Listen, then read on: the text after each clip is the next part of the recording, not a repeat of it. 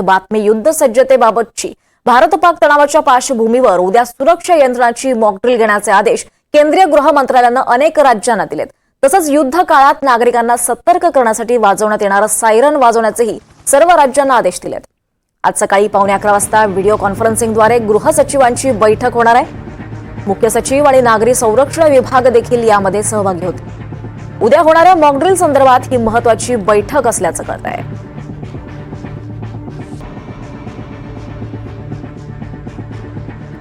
यावर सविस्तर चर्चा करण्यासाठी आपल्यासोबत निवृत्त कर्नल अभय पटवर्धन सर आपल्यासोबत आहेत। सर, आपलं स्वागत आहे एनडीटीव्ही मराठीवर। सर, युद्धजन्य स्थितीत सज्ज राहण्याच्या सूचना देण्यात आल्या, त्यामुळे खरंच युद्ध होणार का असा सगळ्यांनाच प्रश्न पडलेला आहे। तुम्ही काय म्हणाल?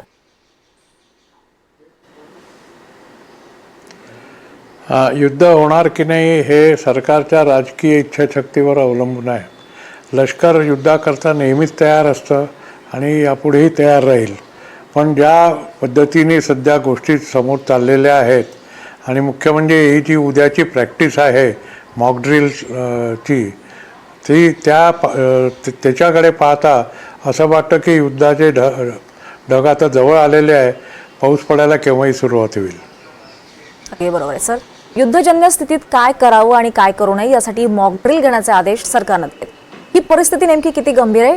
कारण युद्धजन्य स्थितीत कमी वेळेत कसं तयार केलं जाणार आहे? मॅडम, असं आहे की ही जी मॉकड्रिल केल्या जाते ही नेहमी आतल्या शहरांमध्ये केल्या जाते, बॉर्डरवर होत नाही। कारण बॉर्डरवर तर सैनिक लढत असतो, पण आतमध्ये मारा झाल्यास काय होऊ शकतं याच्याकरता आपल्याला सतर्क राहावं लागतं। आतमध्ये काय होऊ शकतं याचे 3-4 प्रकार आहेत। एक तर तुमच्यावर हवाई हल्ला होऊ शकतो। हवाई हल्ल्याद्वारे तुमच्यावर बॉम्ब टाकले जाऊ शकतात, मिसाईल टाकले जाऊ शकतात किंवा रॉकेट्स टाकले जाऊ शकतात।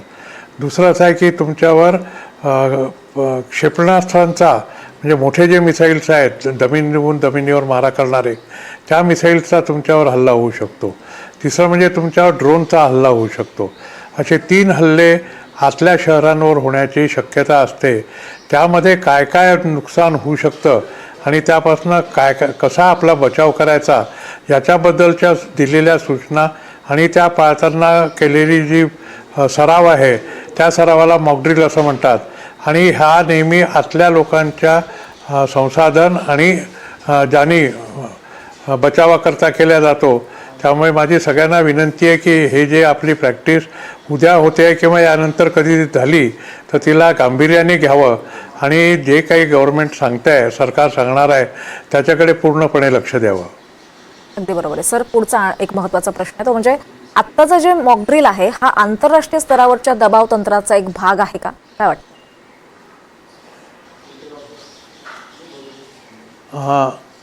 मला असं वाटत नाही की आंतरराष्ट्रीय दबाव तंत्राचा भाग आहे। कदाचित असू शकतो, मनोवैज्ञानिक दबाव असू शकतो पाकिस्तानवर की आम्ही आता सुरू केलेला आहे म्हणजे we are very serious about war.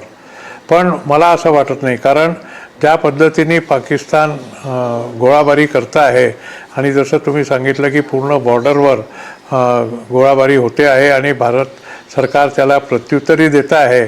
त्याचा अर्थ असा की गोष्टी समोर सरकतात आहेत। आपण त्यांच्यावर हवाई हद्दी बंद केलेली आहे, त्यांच्याकरता आपण त्यांच्यावर पाणी टाकलेली आहे। तर याचे परिणाम काही ना काही तर होतीलच। आणि तिकडचे जे लोक आहेत ते लोक सारख्या अण्वस्त्र युद्धाच्या धमक्या देतात आहेत। त्याच्यानंतर त्यांच्या मागे चीन, अझरबैजान आणि टर्की हे 3 देश पूर्णपणे उभे आहेत। त्यामुळे युद्ध केव्हाही सुरू होऊ शकतं आणि कशाही प्रकारे सुरू होऊ शकतं असा माझा अंदाज आहे। सर, तुम्ही आत्ताच उल्लेख केला बॉर्डरवर पाकिस्तानचा खरं तर अंधाधुंद गोळीबार सुरू आहे। खरं तर इकडे मॉकड्रिल आणि तिकडे बॉर्डरवर पाकिस्तानचा हा अंधाधुंद गोळीबार। भारताने हल्ला करावा आणि युद्ध सुरू व्हावं असं या मागचा त्यांचा उद्देश आहे का? यस, डेफिनेटली आहे। ही आपल्याला चिथावणी आहे आणि हे आपल्याला दाखवणं आहे की हम फायर करेंगे तुम हमारा कुछ नहीं बिगाड़ सकते। म्हणजे त्यांनी आपल्या इथे येऊन आपले नागरिक, निष्पाप नागरिक मारले, आपल्यावर गोळीबार केला आणि आपण फक्त गोळीबाराचं उत्तर गोळीबाराने देतो आहे, त्यांच्या मुळावर आपण घाव घालत नाही आहे याची चिथावणी देण्याकरता ही कारवाई पाकिस्तान करत आहे। त्याला युद्ध सुरू करायचं आहे. युद्ध सुरू झालं की IMF कडनं मिळणारी जी मदत आहे, आर्थिक मदत, ती त्यांना सुरू होईल. सौदी अरेबिया, टर्की, अझरबैजान त्यांना आर्थिक मदत करतील. चीन तर करेलच करेल, कारण त्याला आपला CPEC म्हणजे चीन पाकिस्तान इकॉनॉमिक कॉरिडॉर वाचवायचा आहे. त्यामुळे हे पाकिस्तानला युद्ध सुरू हवं आहे, पण त्याला ते लंब युद्ध नको आहे. 2-4 दिवसाचं 5 दिवसाचं युद्ध करून मग जगाची पूर्ण आणि मुस्लिम देशांची आपल्याकडे सहानुभूती ओढून घ्यायची आणि भारतातल्या मुस्लिमांना उचकवायचं, हा त्याचा प्लॅन असावा असं माझं मत आहे. सर, खरं तर तुम्ही आत्ताच हा मुद्दा महत्त्वाचा मांडला, तो म्हणजे अनेक देशांपुढे पाकिस्तान हा आपला पदर पसरवतोय. तुम्हाला काय वाटतं, या देशांकडून पाकिस्तानला खरं तर पाठबळ मिळेल किंवा मदत मिळेल का या संदर्भात? हो, मिळेल आहे. चीन तर देईल, कारण चीनचा पैसा जो आहे 67 बिलियन डॉलर हा POKचा काही भाग आणि पंजाबचा, इस्लामाबादच्या जवळचा भाग आणि बलुचिस्तान याच्यामधनं जाणारा जो रस्ता आहे, चीन पाकिस्तान इकॉनॉमिक कॉरिडॉर, त्याच्यामध्ये गुंतलेला आहे. त्यांनी तिथे पाईपलाईन्स टाकलेले आहेत, ज्या ग्वादार बंदराहून ऑइल आणि गॅस त्याच्या लासापर्यंत घेऊन जातात, तिथल्या रिफायनरीपर्यंत. त्यामुळे तो या कुठल्याही हालतीमध्ये या संसाधनांना नष्ट होऊ देणार नाही. त्यामुळे चीन तर पाकिस्तानला मदत करेलच. त्यांनी ऑलरेडी त्यांना जवळपास 150च्या वर P-10 मिसाईल दिलेली आहेत, काही विमानं दिलेली आहेत. त्यामुळे ते होईलच. दुसरं म्हणजे टर्कीने आपली एक युद्धनौका तिथे पाठवलेली आहे पाकिस्तानकडे. ती एक डिस्ट्रॉयर टाईपची मिसाईल युद्धनौका आहे. आता ती पाकिस्तान करता आलेली आहे का फक्त रिफेलिंग करता आलेली आहे हे आज क्लिअर झालेलं नाही. ती काल दुपारी तिथे पोचली. कदाचित आज जर नाही निघाली आज तिथनं, तर मात्र मग ती त्यांनी पाकिस्तानच्या मदतीला पाठवली असं आपण निश्चितपणे म्हणू शकतो. तिसरं म्हणजे अझरबैजान आहे. अझरबैजान हा पाकिस्तानचा भागच आहे, कारण तो मुस्लिम देश आहे. पहिलेपासून तो त्यांना मदत करतो. आणि अझरबैजान आर्मेनियामध्ये जे काही लढा झाला त्याच्यामध्ये पाकिस्तानने अझरबैजानला पूर्ण पाठिंबा दिला होता, आर्थिक मदत दिली होती आणि सामरिक मदतसुद्धा दिली होती. अगदी बरोबर आहे. सर, खरं तर संयुक्त राष्ट्र संघटनेनं दोन्ही देशांना संयम राखण्याचं आवाहन केलंय. किती महत्त्व आहे या सूचनेला?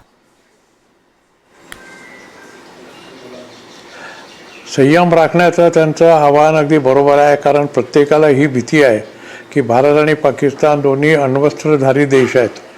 त्या देशांनी पैकी कोणीतरी एकानेसुद्धा जर अण्वस्त्र युद्ध सुरू केलं, ते टॅक्टिकल न्यूक्लिअर वेपन वापरो किंवा नॉर्मल न्यूक्लिअर वेपन वापरो, मीडियम रेंज वापरो किंवा लाँग रेंज वापरो, पण एकदा जर युद्ध सुरू झालं तर त्याचे रिटॅलिएशन होईल आणि सगळीकडे हाहाकार माजेल, यात शंका नाही आहे. कारण आत्तापर्यंत जगाने फक्त 2च ठिकाणी अणुबॉम्ब पडलेले पाहिलेले आहेत. एक म्हणजे नागासाकी आणि दुसरं म्हणजे हिरोशिमा. बाकी नंतर त्या नुसत्या कल्पनेने सुद्धा जगाचा थरकाप उडतो.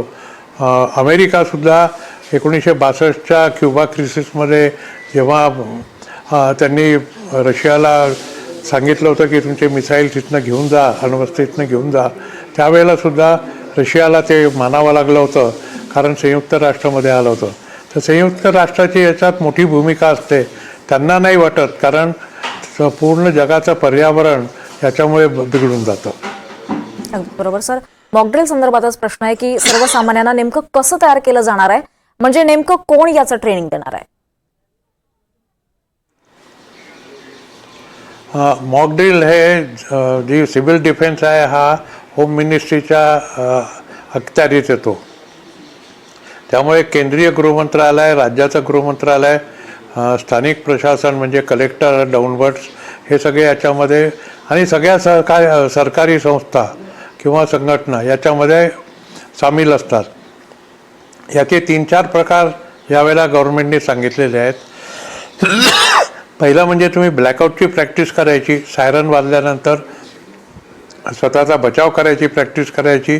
जर तुमच्यावर हल्ला झाला तर तुमचं जे काही संसाधनांचं नुकसान झालेलं आहे त्याच्यातनं स्वतःचा जानी बचाव कसा करायचा याची प्रॅक्टिस करायची. कॅज्युअल्टी इव्हॅक्युएशनची प्रॅक्टिस करायची की जर जखमी झाले तर त्यांना कसं बाहेर काढायचं आणि सगळ्यात शेवटी म्हणजे तुमच्या इथे जे काही मोठे बिल्डिंग्ज आहेत, इम्पॉर्टंट बिल्डिंग, त्यांना कॅमोफ्लॅज कसं करायचं हे मेन आहे. अर्थात हा एक आपला डिझास्टर मॅनेजमेंट स्कीम असते, त्याचाच हा एक ऑफशूट आहे. फक्त हे युद्धजन्य परिस्थितीत होतं. डिझास्टर मॅनेजमेंट ही नैसर्गिक आपदा आल्या त्यावेळेला होतं. नक्कीच.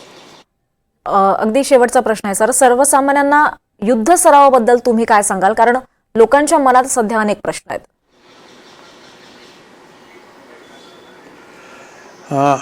आपल्यामध्ये एक खोटं धाडस असतं. जसं मी नागपूरला राहतो, नागपूरला काहीच होणार नाही कारण खूप दूर आहे. मॅडम 71च्या लढाईपर्यंत ते ठीक होतं, कारगिलच्या लढाईपर्यंत ते ठीक होतं. त्यावेळेला इतकं युद्धशास्त्र जे आहे ते प्रगत झालेलं नव्हतं. आता प्रगत इतकं झालेलं आहे की पाकिस्तान हा रावलपिंडीमध्ये बसून नागपूरवर मिसाईल लागू शकतो. आपण दिल्लीला बसून किंवा लखनौला बसून लासावर किंवा बेजिंगवर मिसाईल लागू शकतो. तर हा जो प्रकार आहे किंवा जी विमानं आपल्याकडे राफेल आहे, हे राफेल जवळपास 10 ते 15 किलोमीटर दूरपासनं शत्रूच्या ठिकाणावर रॉकेट्स किंवा मिसाईल लागू शकतात. त्यामुळे जुना काळ जो होता की तुम्ही शत्रूच्या जवळ जाऊन हल्ला करायचा, तो आता राहिलेला नाही आहे. दुसरं म्हणजे मिसाईल हल्ला आणि ड्रोन हल्ला हा असा आहे की ज्याच्यामध्ये जानी नुकसान आक्रमक कर्त्याचं होत नाही, त्याचं फक्त माली नुकसान होतं. पण शत्रूचं मात्र जानी माली दोन्ही नुकसान होतात. त्याच्यामुळे हे जे प्रगत झालेलं आहे त्याच्यामुळे जो पहिला अटॅकर आहे त्याला फायदा असतो, जो डिफेंडर आहे त्याला फायदा नसतो. आपण पाहिलेलं आहे रशिया युक्रेन वॉरमध्ये किंवा अरब हमास इस्रायल अरब वॉरमध्ये जे झालेलं आहे की बिल्डिंगच्या बिल्डिंग पडतात, तिथे लोक दाबले जातात, त्यांना बाहेर काढावं लागतं. तेच आपल्याकडे होईल आहे जर मिसाईल हल्ले झाले किंवा रॉकेट हल्ले झाले तर त्या लोकांना बाहेर काढणं, त्यांना जखमी झालेल्या लोकांना फर्स्ट एड देणं, त्यांना हॉस्पिटलमध्ये नेणं, हे जे सगळे प्रकार आहेत डिझास्टर मॅनेजमेंटचे, ते याच्यामध्ये प्रामुख्याने पाळले जातात आणि त्याची प्रॅक्टिस करायला पाहिजे. कारण जनरली आपण डिझास्टर मॅनेजमेंटची जी प्रॅक्टिस करतो ती आपदा आल्यावर करतो की ड्रॉट आला तर काय करायचं, त्यावेळेला करायचं. पूर आला तर फक्त त्यावेळेला करायचं. जर टॉर्नेडो आला किंवा वादळ आलं तर त्यावेळेला करायचं. तसंच यावेळेला युद्ध होणार आहे असं म्हटल्यानंतर युद्धामध्ये काय काय हानी होऊ शकते, काय काय तुमच्यावर संकट येऊ शकतात, तो विचार करून जर तुम्ही आपली रणनीती आखली, स्वतःचा बचाव करायची, तर तुमचं जानी माली नुकसान कमी होईल. माली नुकसान तर कदाचित वाचणार नाही, पण जानी नुकसान मात्र नक्की कमी होईल. नक्कीच. आणखी एक महत्त्वाचा मुद्दा सर, सर्वसामान्य नागरिकांआधी प्रशासनातले अधिकारी किंवा कर्मचाऱ्यांना मॉकड्रिलच्या सूचना या महत्त्वाच्या असतात. त्यामुळे प्रशासकीय यंत्रणा किती सक्षम आहे हे देखील पाहिलं जात आहे का? अगदी बरोबर आहे. जसं डिझास्टर मॅनेजमेंटमध्ये आहे की तुमच्याकडे गोष्टी आहेत की नाही. आता याचं मी एक्झाम्पल देतो की ज्या वेळेला तुम्ही ब्लॅकआउटचा ऑर्डर देता त्यावेळेला नागरिकांच्याकडे काळे पडदे पाहिजे, तुमच्याकडे असे स्टिकर्स पाहिजे की तुम्ही रस्त्यावर जर हे पाहिलं, चाललेल्या गाड्या पाहिल्या तर त्यांच्या हेडलाईट्सवर तुम्ही ते लावू शकता. तुमचे जे हायमास्ट दिवे आहेत त्यांना झाकण्याकरता तुमच्याकडे काही गोष्टी पाहिजेत. त्या गोष्टी तुमच्याकडे आहेत की नाही. आज जसं नागपूरला कमीत कमी 7,500 हायमास्ट दिवे आहेत. त्या हायमास्ट दिव्यांना झाकण्याकरता तुमच्याकडे काय यंत्रणा आहे, त्याच्यावरती जाऊन कशी लावता येईल, हा सगळ्यांचा या मॉकड्रिलमध्ये विचार केला जाईल. आणि जर युद्ध खरंच होणार असेल किंवा युद्धाच्या दिशेने आपण पावलं टाकत असू तर ही असल्या गोष्टी प्रिव्हेंटिव्ह मेजर्स हे घेण्याकरता आणि तयार करण्याकरता आपल्याला पुरेसा वेळ मिळावा म्हणून ही मॉकड्रिल केल्या जाते आणि त्याचा फायदा होईलच होईल यात शंकाच नाही आहे. निश्चितच सर, खरं तर उद्याच्या या मॉकड्रिलकडे सगळ्यांचं लक्ष लागलं आणि भारत पाक तणावाच्या पार्श्वभूमीवर या मॉकड्रिल अत्यंत महत्त्व आलेलं आहे. धन्यवाद, आपण NDTV मराठीवर आलात आणि अत्यंत साध्या आणि सोप्या शब्दात हे सगळं विश्लेषण केलं त्याबद्दल. पुढच्या बातमीकडे